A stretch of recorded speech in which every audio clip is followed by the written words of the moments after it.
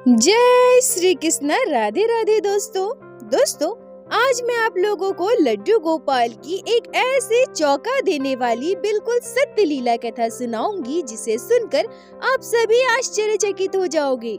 भक्त और भगवान के बीच का रिश्ता इतना गहरा और मजबूत होता है जो हर एक सीमा से परे होती है। दोस्तों, मैंने आप लोगों को अपने चैनल पर कई लीला कथाओं के जरिए भक्त और भगवान के बीच के गहरे रिश्ते की अटूट घटनाएं सुनाई है।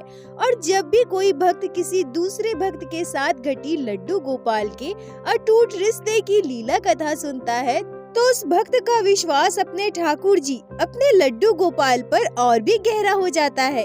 दोस्तों, हमारे बाल गोपाल अपने भक्तों के साथ इस कलयुग में भी निरंतर लीलाएं कर रहे हैं, जिससे हम भक्तों का विश्वास भगवान पर और भी गहरा होता जा रहा है। हमारी आस्था बढ़ रही है और इस कलयुग में जहां हर तरफ पाप, द्वेष, एक दूसरे के लिए ईर्ष्या, धर्म का मजाक बनाना, ऐसी घटनाएं देखने को मिलती है जहां आज के युवा हमारे सनातन धर्म से जुड़ी मौलिक बातों को नहीं जानते, भगवान पर विश्वास नहीं करते। इस विज्ञान के युग में युवाओं को ऐसा लगता है कि भगवान होते ही नहीं है, सब विज्ञान का चमत्कार है। वहीं दोस्तों, जब ऐसे भक्त किसी अन्य के साथ घटी लड्डू गोपाल के चमत्कारों को सुनते हैं, हमारे ठाकुर जी के द्वारा अपने भक्तों के साथ किए गए अनंत लीलाओं को सुनते हैं, तो कहीं न कहीं उनके मन में बदलाव जरूर आता है।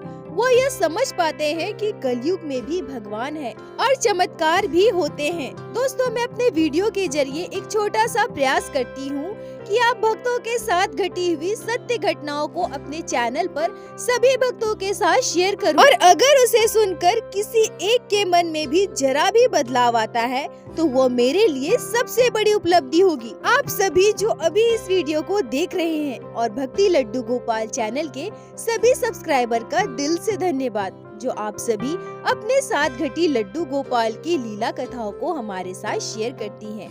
दोस्तों, अब मैं आज की लीला कथा आरंभ करती हूँ। लीला कथा को पूरा अवश्य सुनिएगा। आशा करती हूँ आज की यह लीला कथा आप सभी को बहुत अच्छी लगेगी, आपके हृदय को स्पर्श करेगी। लड्डू गोपाल के लिए आपका पावन प्रेम और भी बढ़ जाएगा। आज की यह लीला कथा वर्षों पुरानी है। दोस्तों, जिनके भी घर लड्डू गोपाल विराजित है, जो बाल गोपाल की सेवा करते हैं, वो लड्डू गोपाल की सेवा बिल्कुल अपने संतान की भांति करते हैं।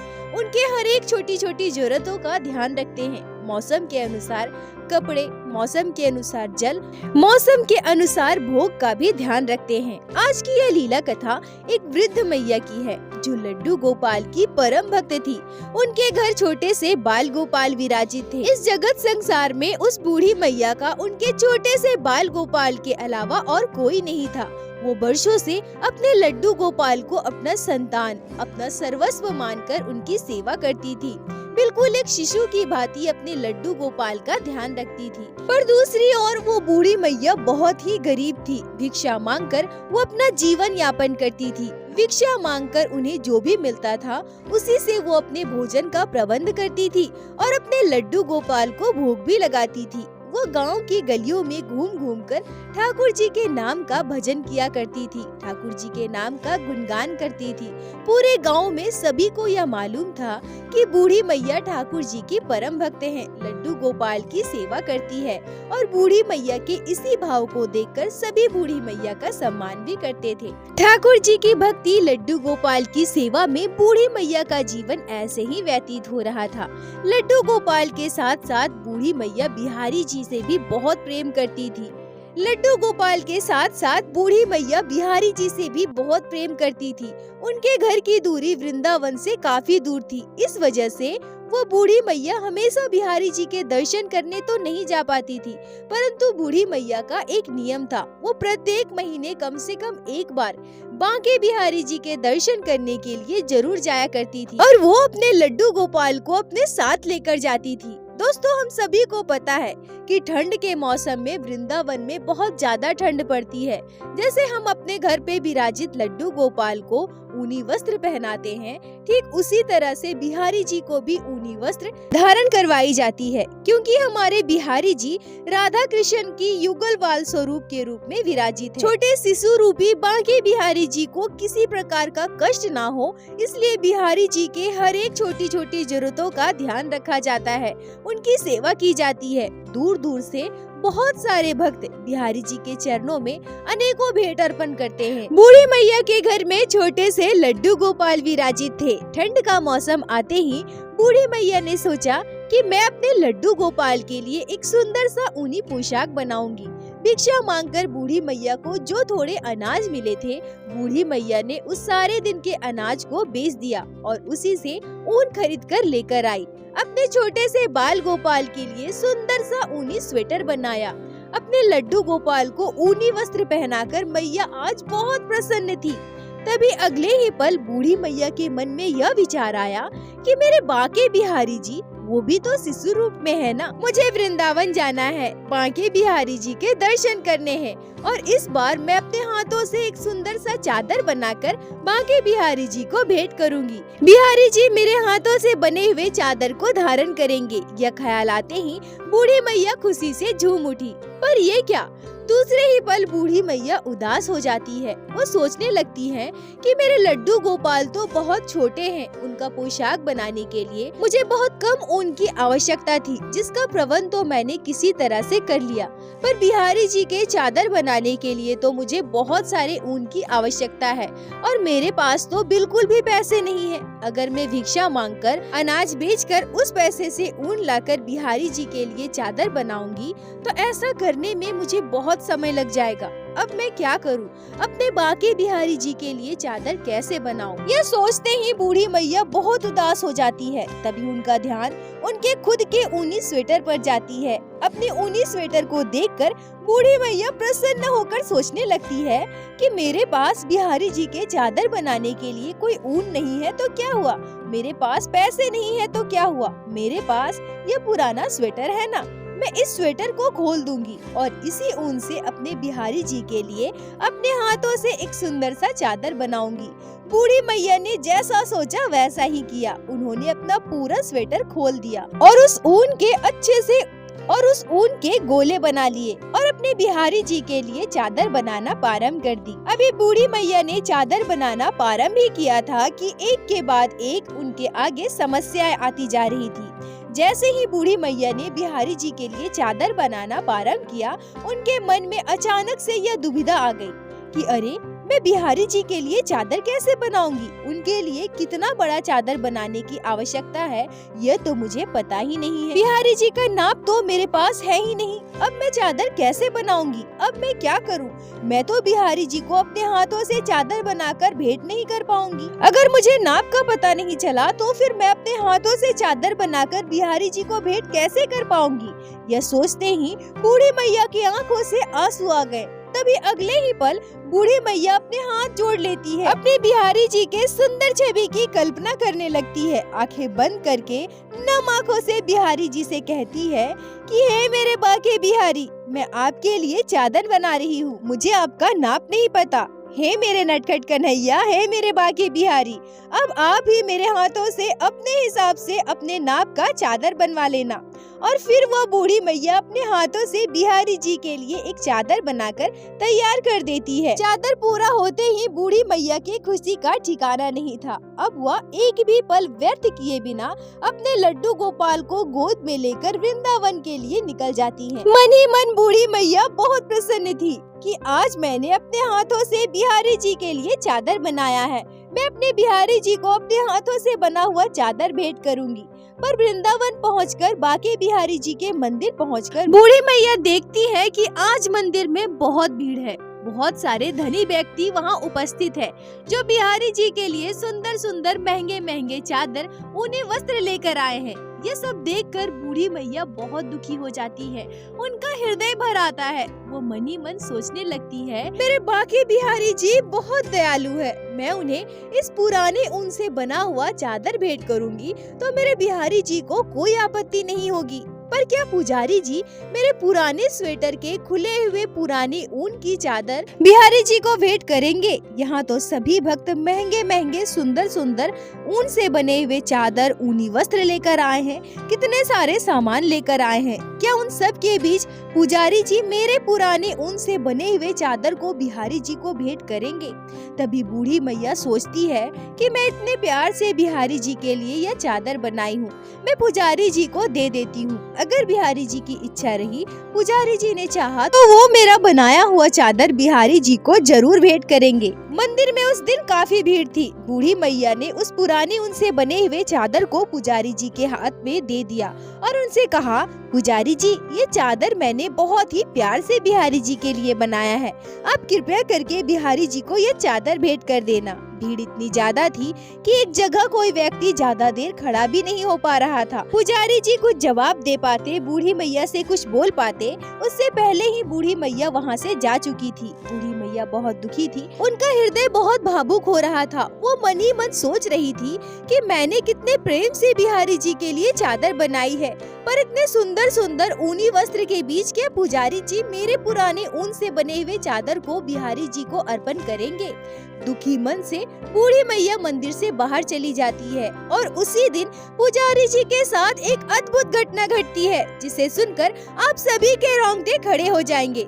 दोस्तों, रात के लगभग 2:30-3 बजे पुजारी जी को कुछ आवाजें आती है। पुजारी जी स्पष्ट रूप से सुन पाते हैं कि कोई उनसे कह रहा है, कहाँ हो, जल्दी से मेरे पास आओ, मुझे बहुत ठंड लग रही है, मुझे चादर उड़ाओ, आओ ना, आओ जल्दी मेरे पास आओ, मुझे बहुत ठंड लग रही है, जल्दी से मुझे चादर उड़ाओ। उस समय पुजारी जी गहरी नींद में थे। उनके कानों में आवाज तो जा रही थी, पर उन्हें कुछ भी समझ नहीं आ रहा था कि यह आवाज कहाँ से आ रही है। पर बार बार जब उनके कानों में यह आवाज गूंजने लगी तो पुजारी जी चौंक कर अपनी नींद से जाग गए। पुजारी जी लेटे लेटे यह समझने की कोशिश कर रहे थे कि क्या सच में उन्हें ऐसी आवाज आ रही है या फिर उनके मन का वहम है, उनका कोई भ्रम है। पर जब बार बार पुजारी जी के कानों में वही आवाज आने लगी, उन्हें ऐसा लगने लगा जैसे उन्हें कोई बार बार पुकार रहा है, बार बार उनसे कह रहा है कि तुम कहाँ हो, मेरे पास आओ, मुझे जल्दी से चादर उड़ाओ, देखो ना